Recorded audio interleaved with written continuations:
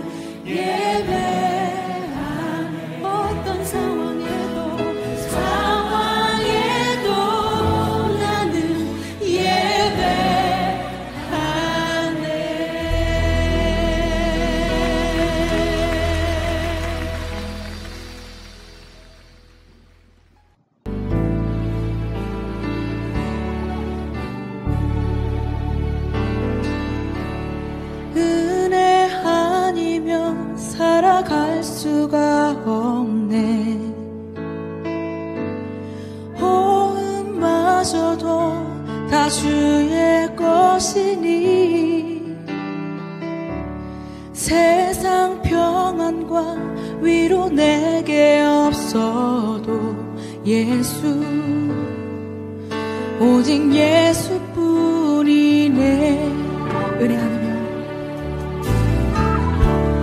은혜 아니면 살아갈 수가 없네.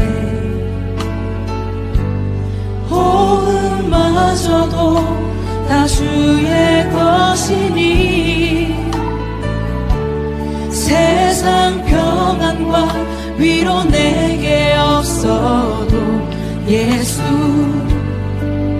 오직 예수뿐이네.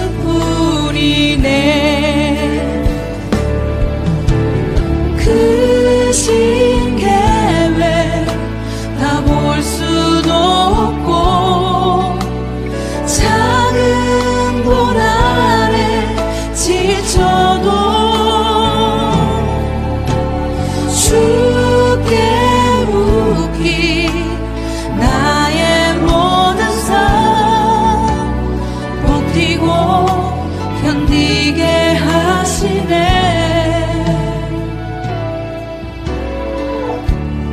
은혜 아니면 살아갈 수가 없네. 나의 모든 것 다 주께 맡기니 참된 평안과 위로 내게 주신 주 예수, 오직 예수뿐이네.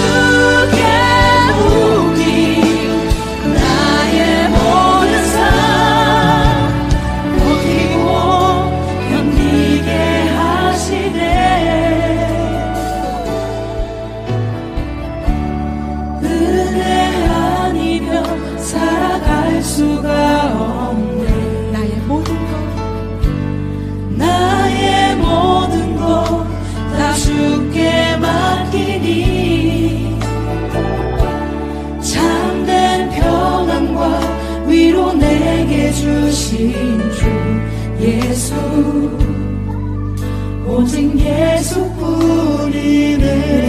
살아갈 수가 없네. 은혜 아니면 살아갈 수가 없네. 나의 모든 것 다 주께 맡기니 참된 평안과 위로 내게 주신 주 예수, 오직 예수뿐이네.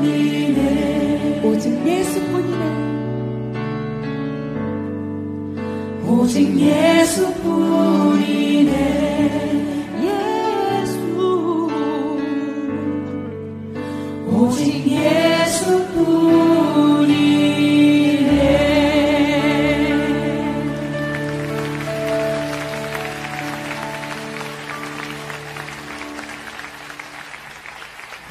주님, 예루살렘, 예루살렘, 거룩한 시온 축복 동산에 어린 양을 모여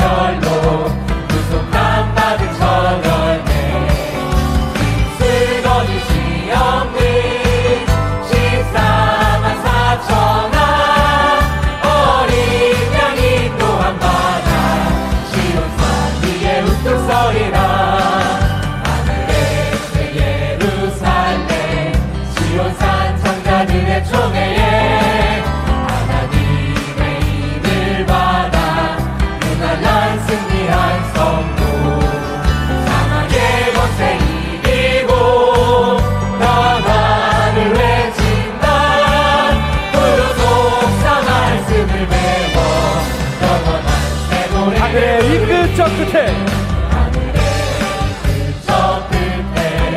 구속사 말씀 울려 퍼질 때 우렁찬 일곱 의뢰가 전 세계 영혼 깨운다.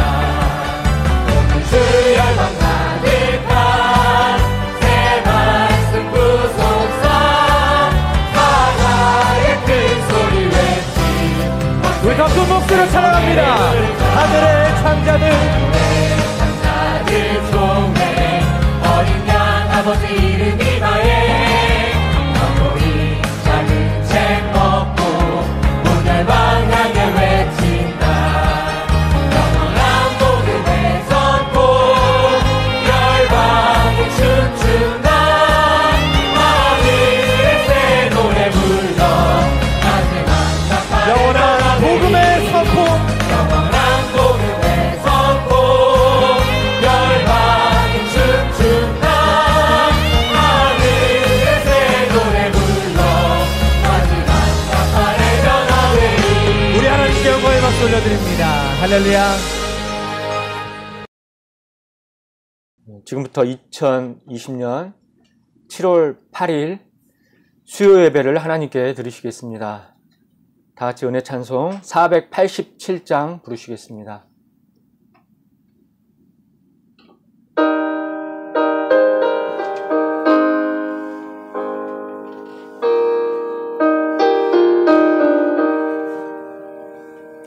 새집 맡은 우리 구주 어찌 좋은 친구인지 걱정 근심 무거운지 우리 주께 맡기세. 주께 구함 없는 고로 복을 얻지 못하네. 사람들이 어찌하여 아랠 줄을 모를까. 시험 걱정 모든 괴로움 없는 사람 누군가. 부질없이 낙심 말고 기도 드려 아뢰세. 이런 진실하신 친구 찾아볼 수 있을까. 우리 약함 아시오니 어찌 아니하를까. 근심 걱정 무거운 짐 아니 진자 누군가. 비난처는 우리 예수 주께 기도드리세. 상친구 멸시하고 너를 조롱하여도 예수 품에 안기어서 참된 위로 받겠네.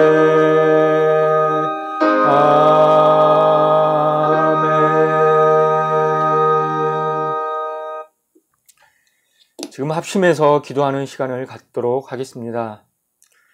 먼저 나라 민족의 평안함을 위해서, 그리고 코로나 바이러스의 완전한 종식이 이루어져서 구속사 말씀이 전 세계 구석구석 온전히 전파될 수 있도록 위해서 기도해 주시기 바랍니다.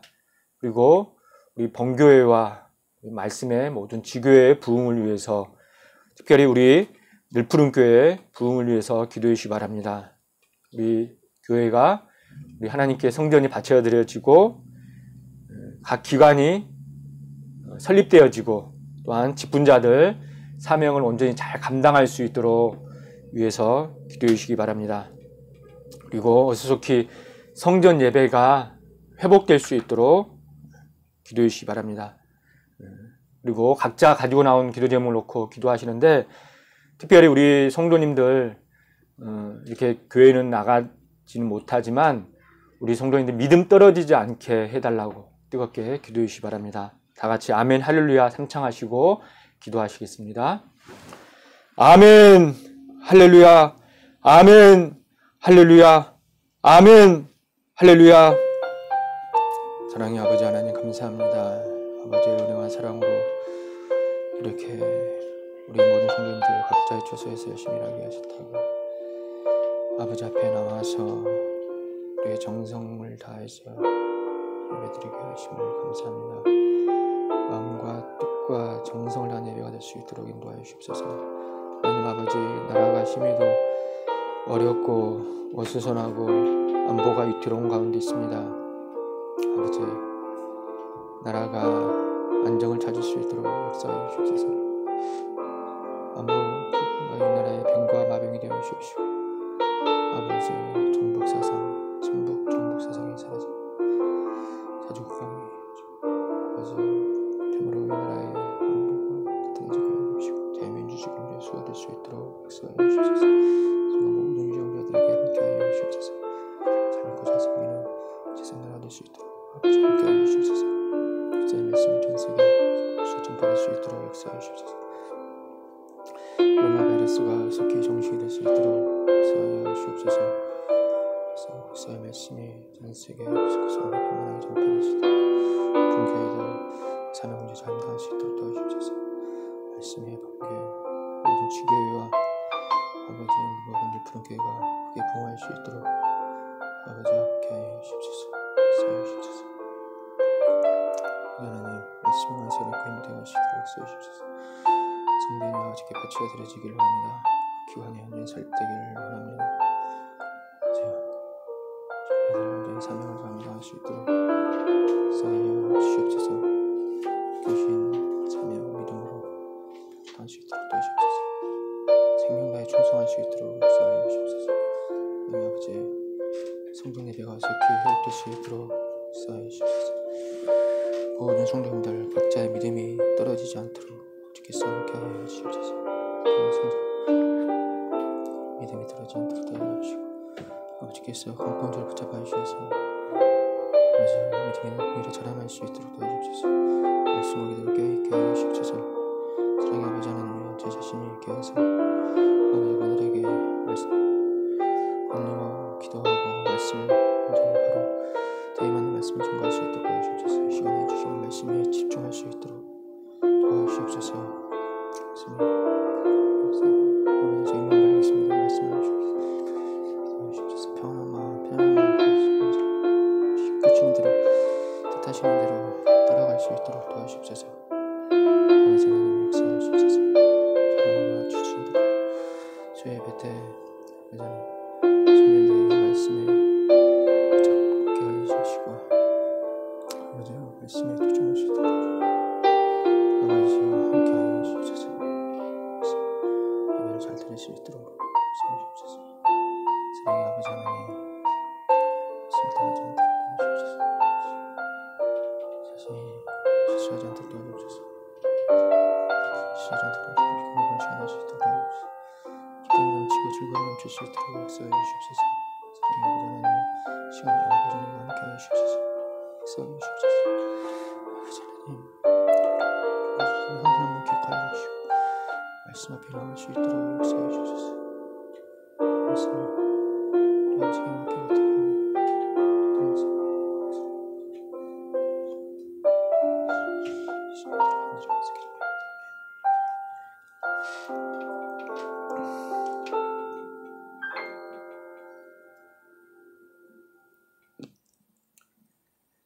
거룩하시고 자비로우신 아버지 하나님 감사합니다. 오늘 또 각자의 처소에서 열심히 일하게 하셨다가 수요 예배를 맞이하여서 우리 아버지 앞에 나와서 예배 드릴 수 있도록 은혜 받을 수 있도록 축복받을 수 있도록 기회를 허락하여 주심을 진심으로 감사를 드립니다. 이 시간에 우리 르푸른 성도님들 우리 하나님께 예배 드릴 때에 우리의 마음과 뜻과 정성을 모두어서 우리 하나님을 기쁘시게 드리는 예배가 될 수 있도록 아버지께서 인도하여 주시옵소서. 사랑의 아버지 하나님, 나라가 심히도 어수선하고 어려운 가운데 있습니다. 대통령과 모든 유정자들에게 함께하여 주셔서 그들이 하나님을 두려워하게 하여 주시옵시고 바른 사상과 바른 이념을 가지고 이 나라를 옳은 길로 정의로운 길로 잘 이끌어 나갈 수 있도록 역사하여 주시옵소서. 이 나라의 자유민주주의가 온전히 수호될 수 있도록 역사하여 주시옵소서. 이 나라가 하나님만을 잘 믿고 잘 섬기는 제사장 나라가 되게 하여 주시옵시고 평화적으로 통일되는 그날이 앞당겨 이루어질 수 있도록 아버지여 축복하여 주시옵소서. 사랑의 아버지, 전 세계적으로 퍼져 있는 코로나 바이러스가 어수속히 종식되어지기를 원합니다.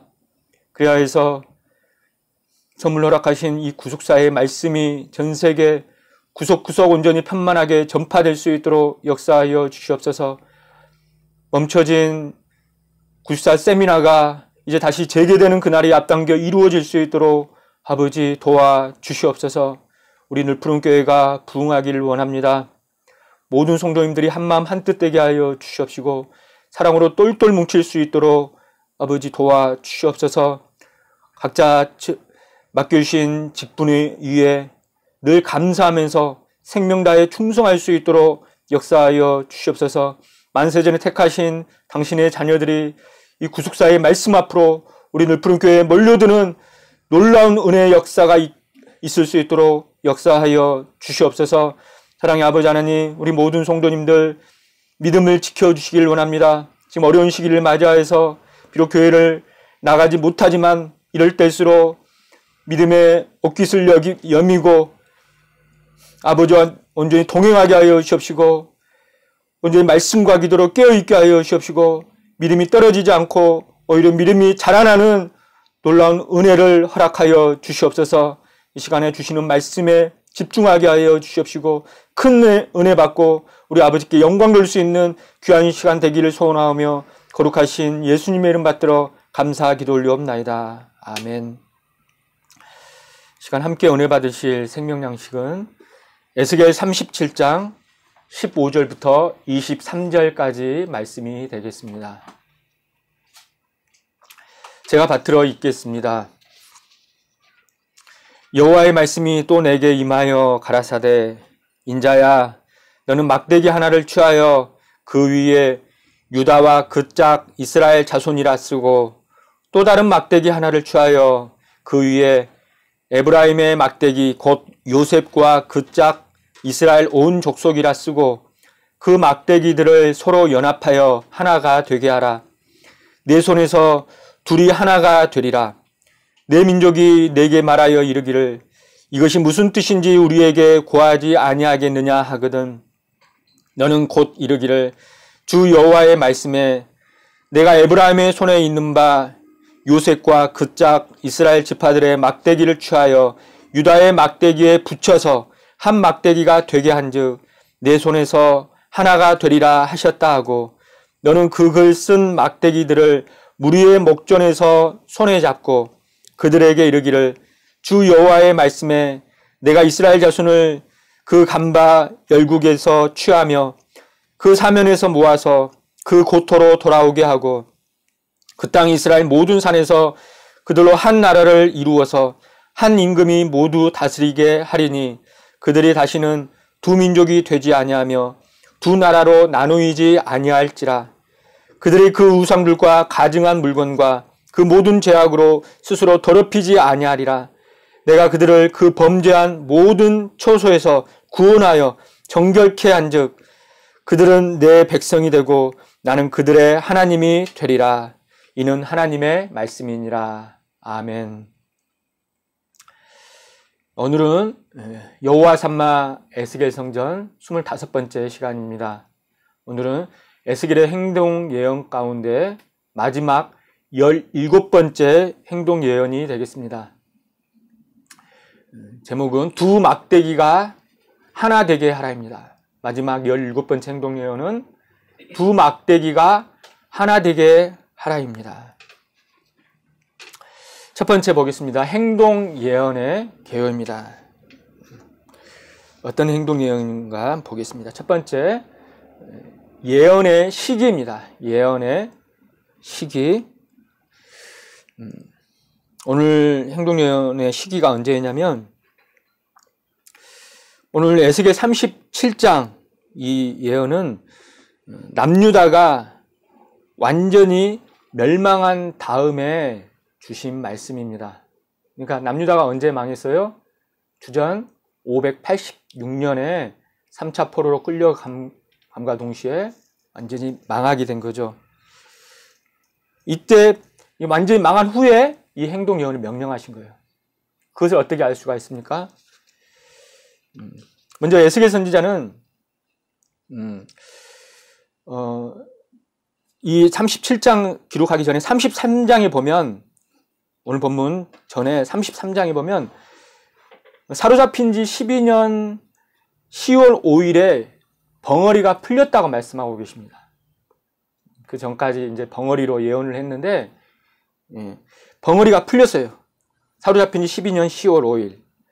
그러니까 에스겔 33장 21절부터 21절부터 22절에 보면 이 벙어리가 풀린 사건이 나오는데 거기 보면 우리가 사로잡힌 지 12년 10월 5일에 예루살렘으로에서부터 도망하여 온 자가 내게 나와 말하기를 그 성이 함락되었다 하였는데, 그러니까 주전 586년에 함락이 됐죠. 그때가 사로잡힌 지 12년이죠. 왜냐하면 사로잡힌 지가 몇 년이에요? 2차 포로가 주전 597년이죠. 거기서 12년을 빼면 주전 585년인데 거기 횟수로 하면 586년인 거죠. 586년 10월 5일 날에 이제 그 사로잡힌 자 중에서 그 예루살렘에 있는 사람 중에서 한 사람이 도망하여서 왔어요.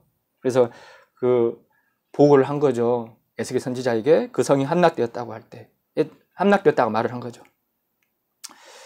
22절에 보면 그 도망한 자가 내게 나아오기 전날 저녁에 여호와의 손이 내게 임하여 내 입을 여셨다고 말씀합니다. 그리고 그 다음 아침 그 사람이 내게 나올 임시에라는 것은 그 즈음에죠. 내게 나올 즈음에 내 입이 열렸다고 말씀합니다. 그리고 그 후로 잠잠하지 않았다라고 말씀하고 계십니다.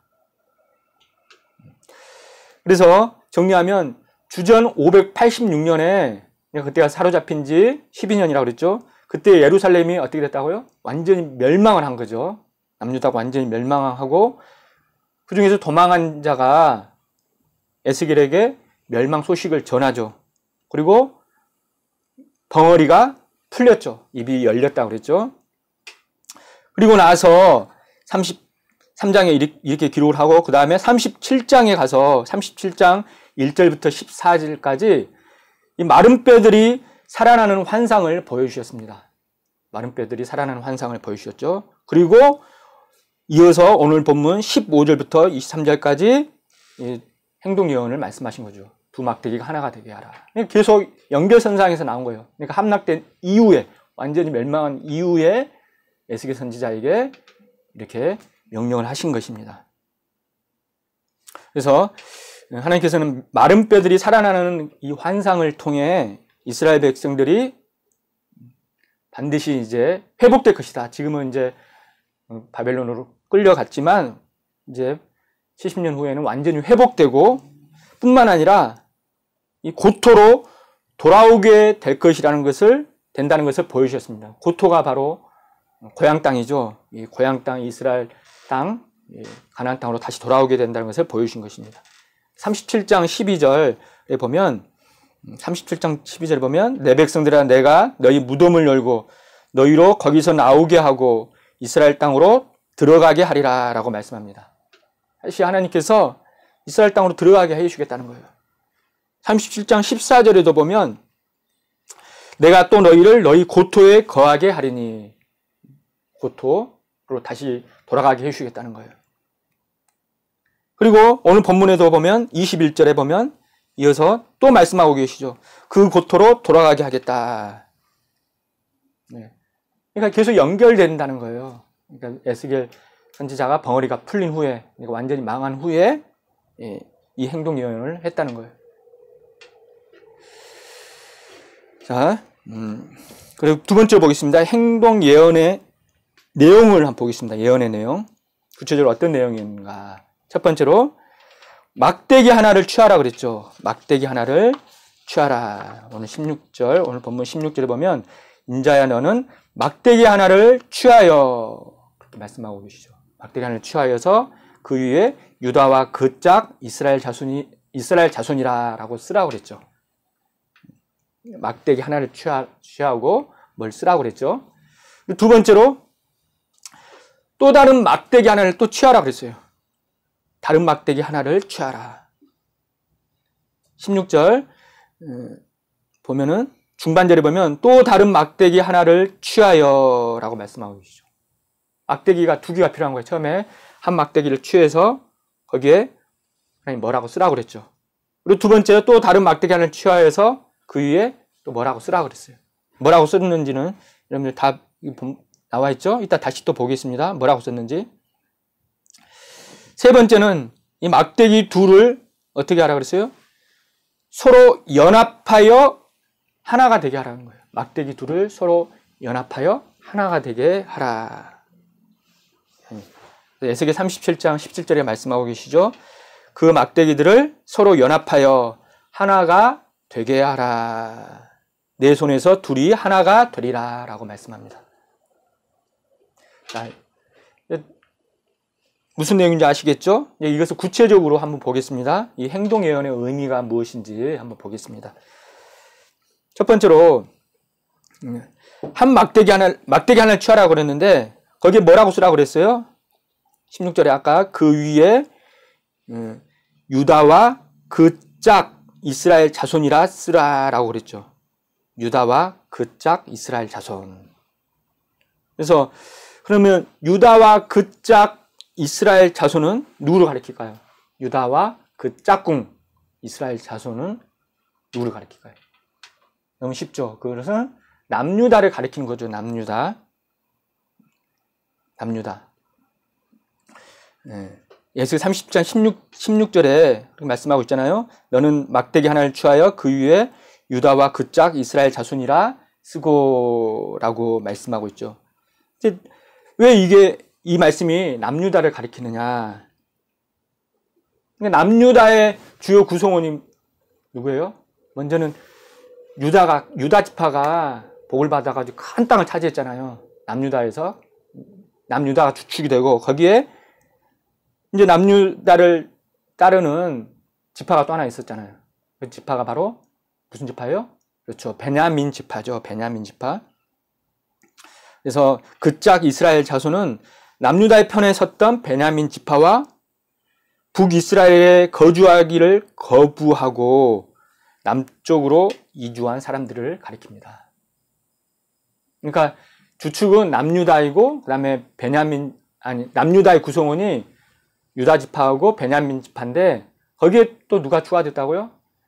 그러니까 북이스라엘 가운데에 그 여로보암 그 부당한 것이 따르지 않고 그 부당한 것을 싫어해서 그리고 하나님께 예배 제대로 드리려고 예루살렘에서 예배 제대로 드리려고 이주한 사람들이 있어요. 주로 어떤 사람들이에요? 주로 레위 사람들이죠. 레위 사람들.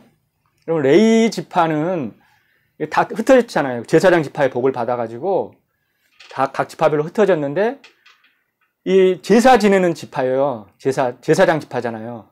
근데 여로보암이 어떻게 했어요? 레위 지파를 써야 되는 하나님 명령대로 레위 지파를 사람을 써서 제사장을 써서 하나님께 예배를 드리고 제사 드리게 해야 되는데 근데 일반인 제사장을 썼잖아요. 그래서 그걸 부당하게 여기고 하나님 그걸 따를 수 없다. 그래서 이 여로보암 그 뜻을 따르지 않고 하나님께 예배 잘 드리기 위해서 레위 지파 사람들 따라서 쫓아서 내려온 사람들이 있다는 거예요. 그 주축이 바로 이제 그 사람들로 해서 이제 남유다를 구성을 한 거죠. 그러니까 유다 지파, 베냐민 지파, 또한 따르는 사람들. 그래서 유다와 그 짝 이스라엘 자손이라고 이렇게 표현을 하고 있습니다. 한번 보겠습니다. 열왕기상 12장 21절에 보면 그러니까 솔로몬 사후에 남유다와 북이스라엘이 갈라졌잖아요. 남유다는 르호보암이 북이스라엘은 여로보암이 다스렸죠. 그래서 르호보암이 예루살렘에 이르러 유다 온 족속과 베냐민 지파를 모았죠.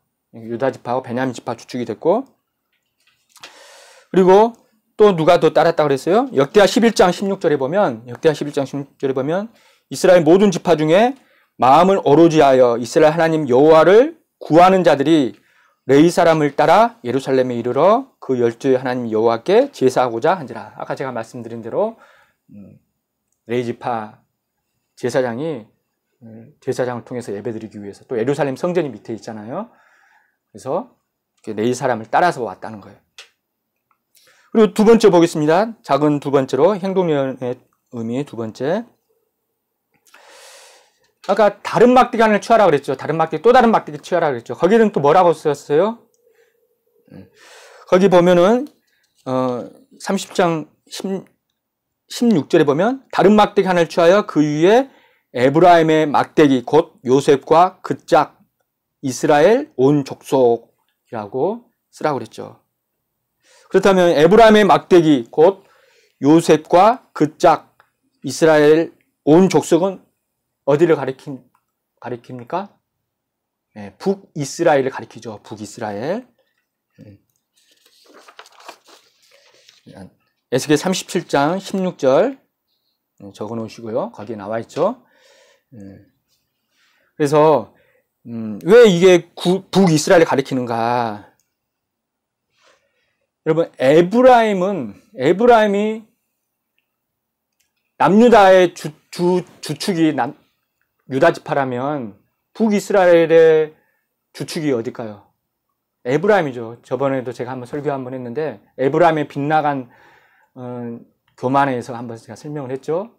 에브라임 지파가 바로 에브라임이 북이스라엘 대명사라는 거예요. 대명사. 북이스라엘 하면은 에브라임이 떠오르고 남유다 하면은 유다가 떠오르는 거예요.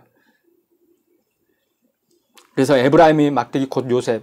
곧 요셉이라는 것은 요셉의 아들이잖아요. 에브라임이. 그러니까 요셉 지파가 야곱의 12아들이 12지파가 됐잖아요. 그래서 야곱의 12아들이 12지파가 됐는데 그 중에 요셉 지파가 빠지고 대신 에브라임 지파하고 므낫세 지파가 들어갔잖아요. 그러면 13지파가 되는 거죠. 근데 거기서 어느 지파가 또 빠졌어요? 아까 말씀드린 대로 레위 지파가 또 빠진 거죠. 제사장 지파로 빠져가지고 그래서 12지파를 이룬 것입니다. 에브라임, 므낫세가 포함되고 요셉이 빠지고 레위 지파가 빠지고 해서 그렇게 12지파를 이룬 겁니다. 그래서 에브라임이 왜 북이스라엘의 주축을 이뤘는가? 하나님이 강권적으로 장자 지파를 만들었잖아요. 에브라임 지파를.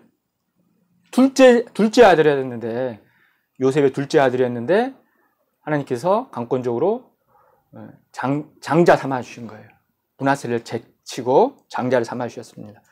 창세기 41장 51절과 52절에 나와 있죠. 요셉이 그 장자 이름을 므낫세라 하였으니 하나님이 나로 나의 모든 고난과 나의 아비의 온 집일을 잊어버리게 하셨다며. 므낫세 이름이 잊어버리다. 장자였어요. 그리고 차자 이름은 에브라임이죠. 52절에 에브라임을 하였으니 그 뜻이 뭐라고요? 하나님이 나로 나의 수고한 땅에서 창성하게 하셨다 함이었더라. 창성하게 하셨다. 그래서 48장 14절에 보면 하나님이 이제 축복할 때, 야곱을 통해서 축복할 때 우수를 펴서 차자 에브라임 머리에 얹었죠. 자수는 므낫세에 얹고 바뀌어서 어금 맡긴 거죠. 그렇게 해서 그때부터 에브라임 지파가 장자 지파가 되어서 북이스라엘의 주축을 이뤘다는 것. 48장 20절에도 보면, 창세기 48장 20절에도 보면 이제 야곱이 축복할 때 이렇게 말씀하죠. 너로 에브라임 같고 므낫세 같게 하시리라 하리라 하여 에브라임을 므낫세보다 앞세웠더라 라고 말씀합니다. 원래는 므낫세 같고 에브라임 같게 하시더라 해야 되는데 에브라임을 먼저 앞세운 거예요. 에브라임을 장자로 삼으셔서 에브라임 같고 므낫세 같게 하시리라. 아시겠죠? 그래서 에브라임과 그 짝 이스라엘 온 족속이라고 그랬는데 그 짝 이스라엘 온 족속이 바로 그러니까 북이스라엘 10지파 가운데 에브라임 지파를 제외한 나머지 9지파를 가리키는 거죠.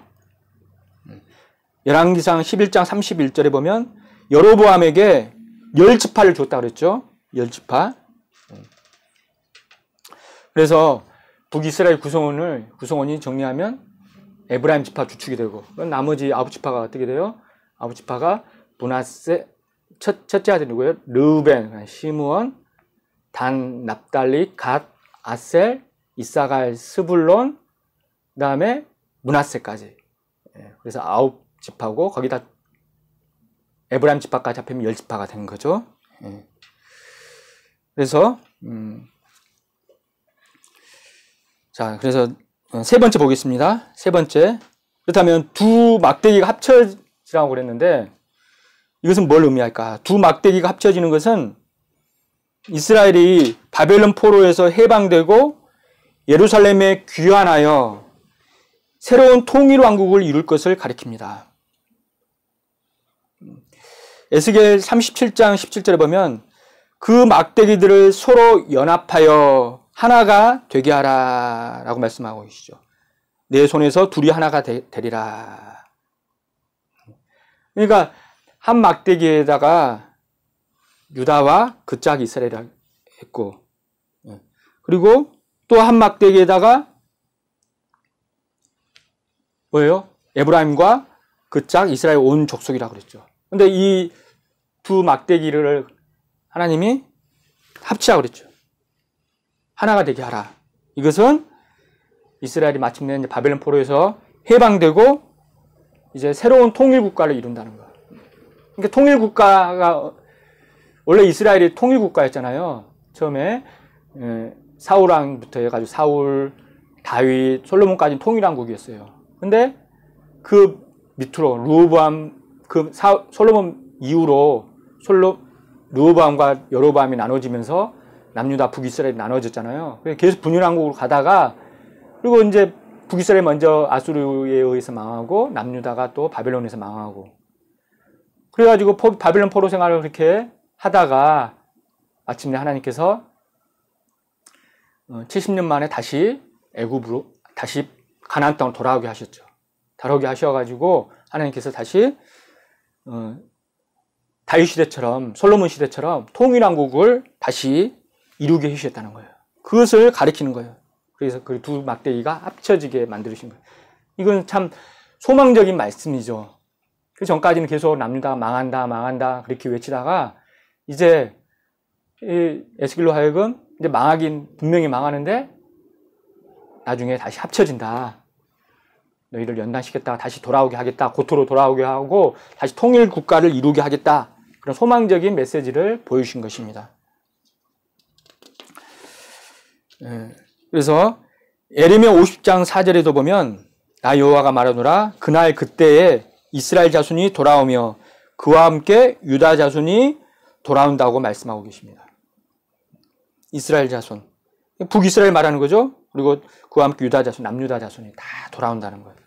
호세아 1장 11절에도 유다 자손과 이스라엘 자손이 함께 모여 한 두목을 세우고 그 땅에서부터 올라오리니라고 말씀하고 계십니다.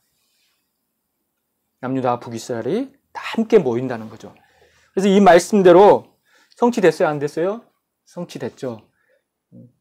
바벨론 포로에서 70년 만에 귀환을 했잖아요. 언제? 1차 귀환이 언제예요? 주전 537년이죠. 1차 귀환이 주전 537년, 2차는 주전 458년, 3차는 주전 444년. 이렇게 해서 세 번에 걸쳐서 이제 귀환을 하게 됩니다. 하나님 말씀대로 성취가 된 거죠. 그래서 마침내 남유다 북이스라엘이 하나 된 통일 국가를 이뤘다는 사실입니다. 자, 세 번째 보겠습니다. 통일의 방법. 하나님께서는 어떤 방법을 쓰시는지. 통일의 방법. 구속사적 이제 경륜입니다. 첫 번째로 통일의 주체는 누구예요? 하나님이시라는 거예요. 하나님. 통일을 뭐 사람이 이렇게 인위적으로 하는 것 같이 보이지만 그 주체, 주관하시는 분은 바로 하나님이시라는 것을 우리에게 보여주시고 가르쳐 주신다는 사실입니다. 그러니까 남유다 북이스라엘 통일은 결코 사람의 힘으로는 이루어질 수 없다? 있다 없다? 없다는 거죠. 오직 하나님께서 개입하셔야만이 할 수 있다는 거예요. 그래서 역사의 주관자는 바로 하나님이시라는 것을 우리가 알 수가 있습니다. 에스겔 37장 19절에 하나님께서 내가라는 단어를 2번 사용하고 계셔요. 하나님이 직접 이렇게 통일시키겠다고 말씀하고 계십니다.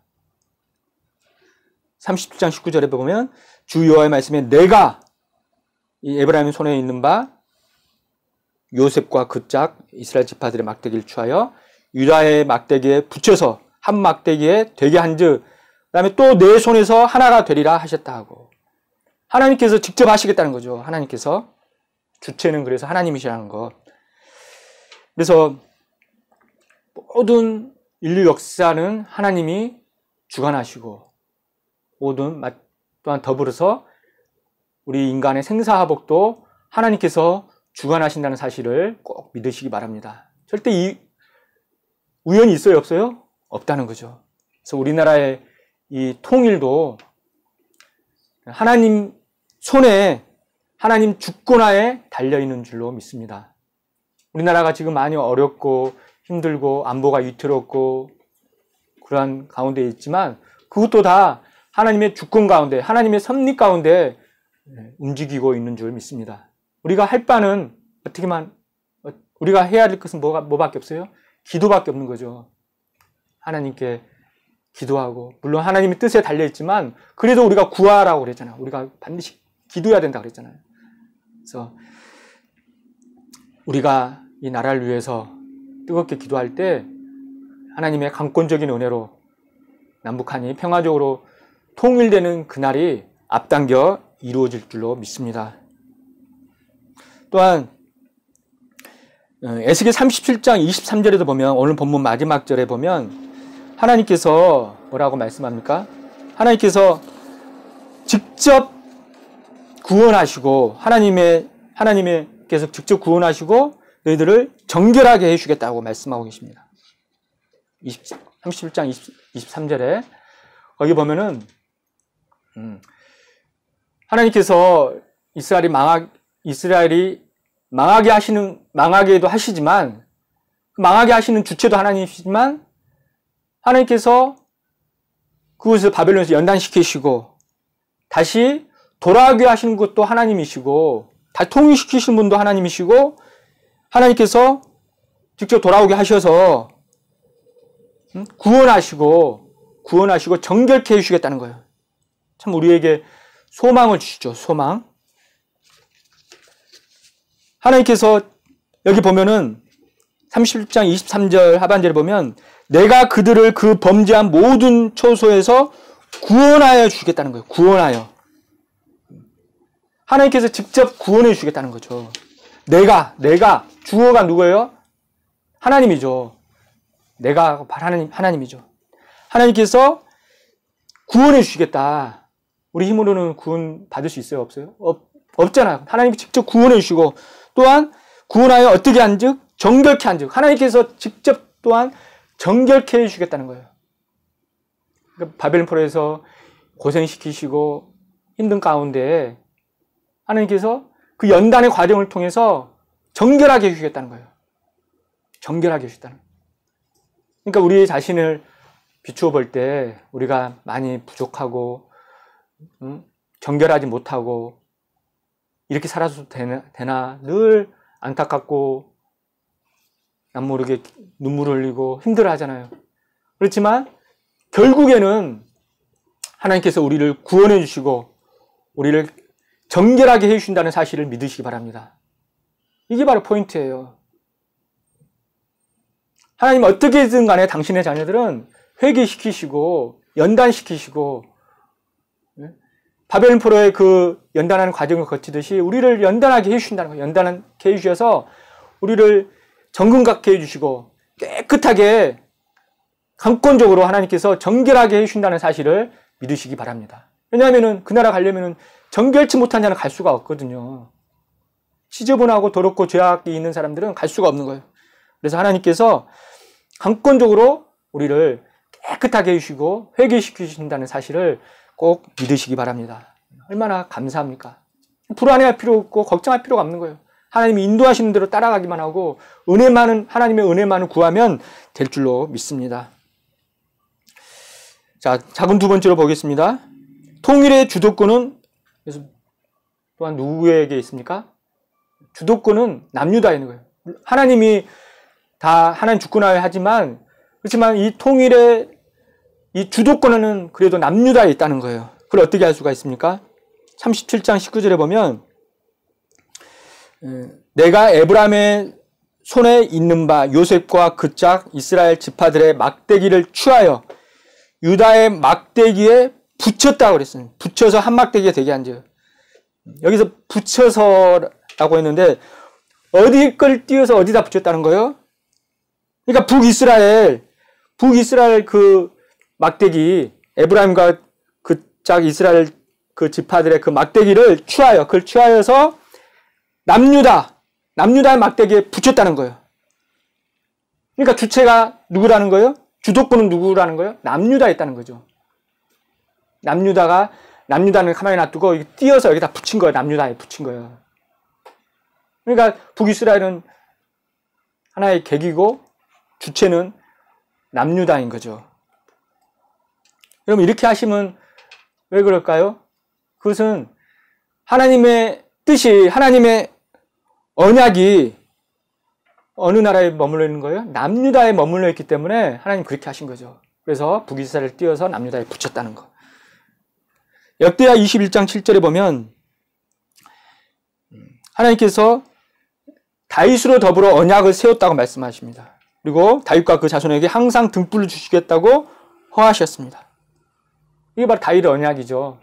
그러니까 다윗 자손들이 하나님 앞에 범죄하고 죄짓고 했지만 그래도 하나님께서 완전히 그 다윗의 자손들은 완전히 버리시지 않은 거예요. 그 유의를 든든히 하시고 그 약속을 하셨기 때문에 다윗의 자손을 통하여서 하나님 뜻을 이루고 다윗의 자손을 통해서 예수님까지 오시게 하신 거죠. 시편 89편 4절에도 보면 내가 내 자손을 영원히 경고히 하며 내 위를 대대에 세우리라 라고 말씀하고 계십니다. 다윗 자손, 남유다의 자손을 통해서 뜻을 이루겠다는 말씀이죠. 세 번째로 보겠습니다. 이 통일은 어떤 통일인가? 완전히 하나가 되는 통일입니다. 37장 17절에 그 막대기를 서로 연합하여 하나가 되게 하라. 내 손에서 둘이 하나가 되리라. 연합하여 하나가 된다는 거예요. 완전 유기적으로 하나가 된다는 거죠. 완전한 통일이죠. 되게 하라라는 단어는 카라브라고 합니다. 가까이 오다, 접근하다, 들어가다, 가깝게 당기다라는 뜻을 가지고 있습니다. 유기적으로 남북이 완전히 통일되는 거죠. 하나로 통일된다는 거. 근데 이 카라브라는 단어가 에스겔 37장 7절에서는 이 마른 뼈 환상이죠. 거기 보면은 이 마른 뼈가 서로 연락하더라로 번역이 되었습니다. 이 카라브, 이 되게 하라가 서로 연락하더라로 번역이 되었어요.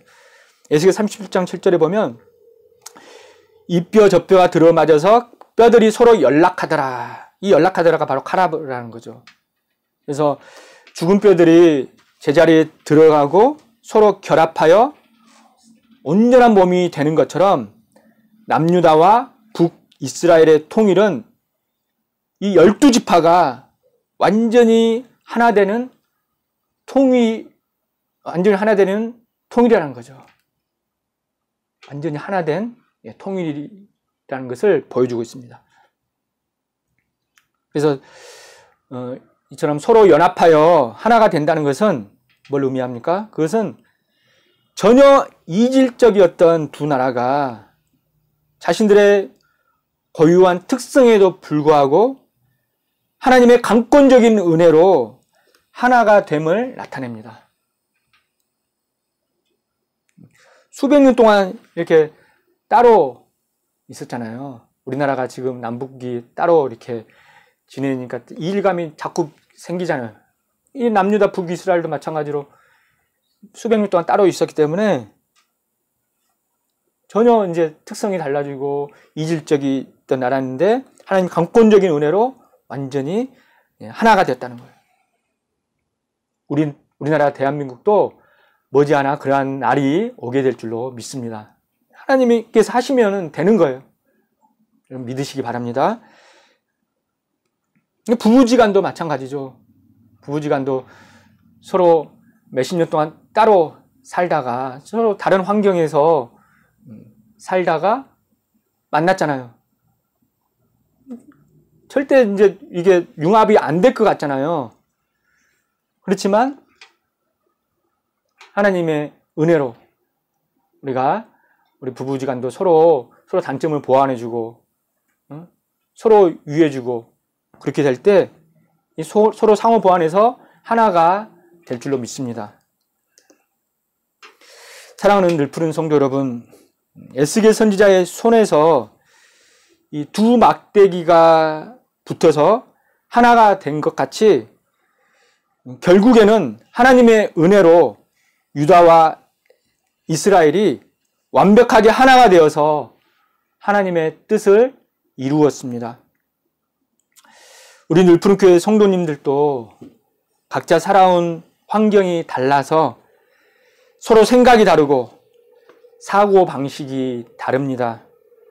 그래서 때로는 서로가 부딪힐 때도 있습니다. 그러나 우리가 서로 다름을 인정해주고 서로의 단점을 덮어주고 감싸 안아줄 때 우리는 하나님 아버지 안에서 하나가 될 줄로 믿습니다.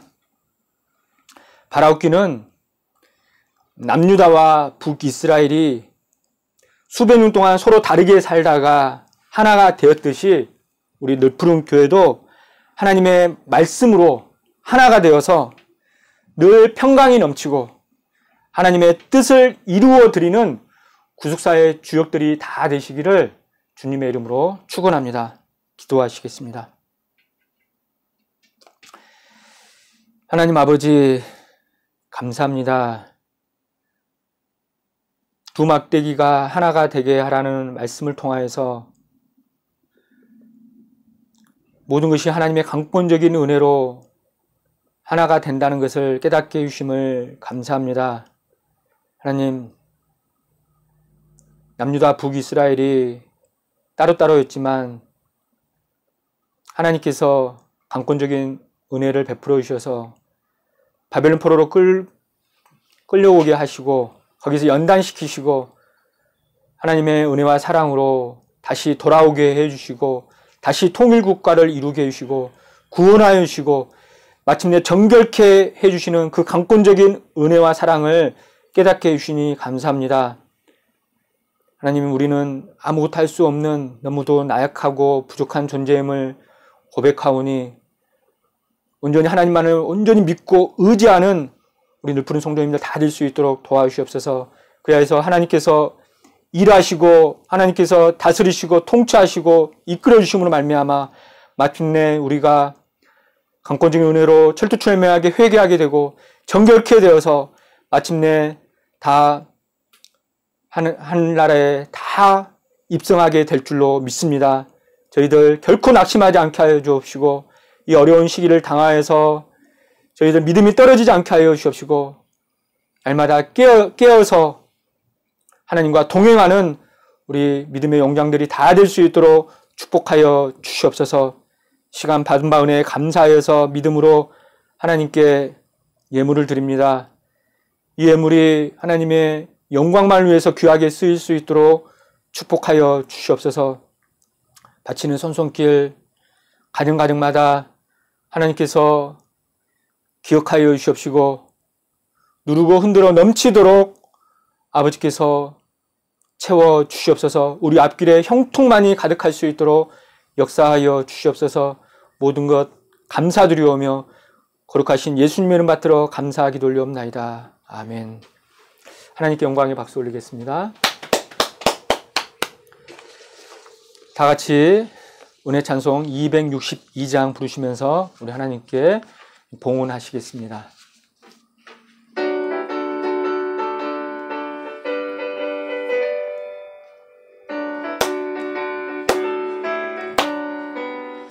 어두운 죄악길에서 목자 없는 양같이 모든 사람 길 찾아 헤맨다.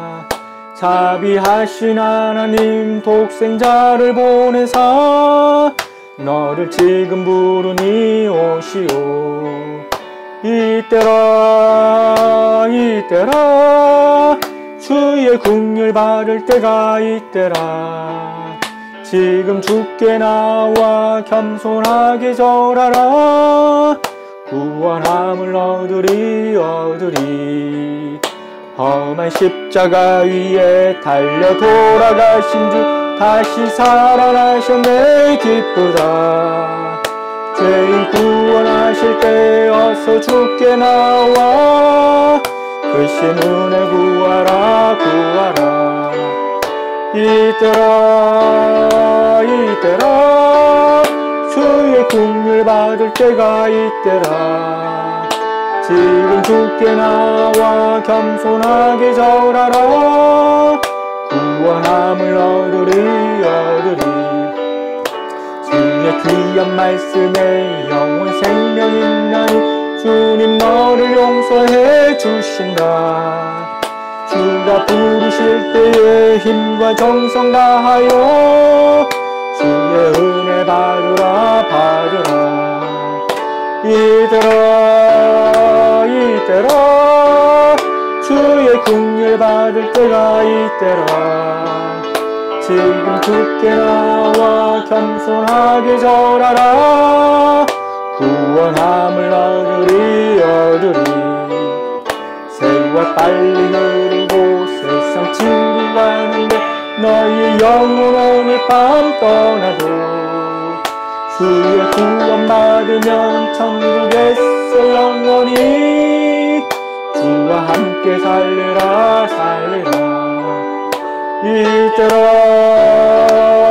이때라 주의 긍휼 받을 때가 이때라. 지금 주께 나와 겸손하게 절하라.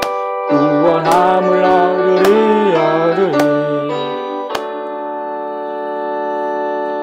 아멘. 믿음으로 드린 예물 우리 하나님께서 기쁘게 흠양하신 줄 믿습니다. 다 같이 자리에서 일어나셔서 송윤 찬송 3장 부르시고 축도로 예배를 마치겠습니다.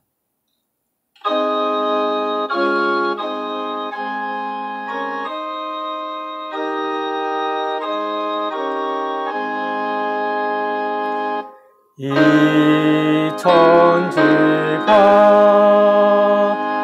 만물들아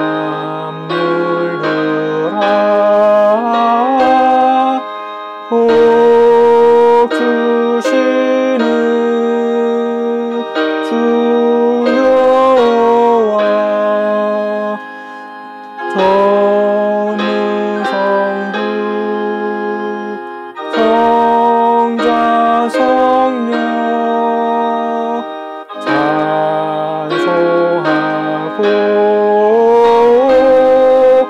찬송하세.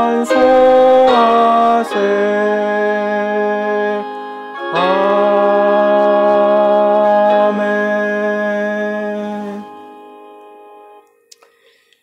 이제는 우리 주 예수 그리스도의 은혜와 우리 아버지 하나님의 만극하신 사랑하심과 성령님의 감동 감화 내주의로 교통하심이 모든 것이 하나님의 절대 주권임을 깨닫고 우리의 인생을 우리 하나님께 온전히 맡기고 최후 승리하기를 소원하는 시간 함께 예배드리신 우리를 부른 성도님들 머리 위에와 가정과 직장과 생업체 위에 교회와 우리 조국 대한민국 위에 이제로부터 영원토록 함께 있을지어다. 아멘.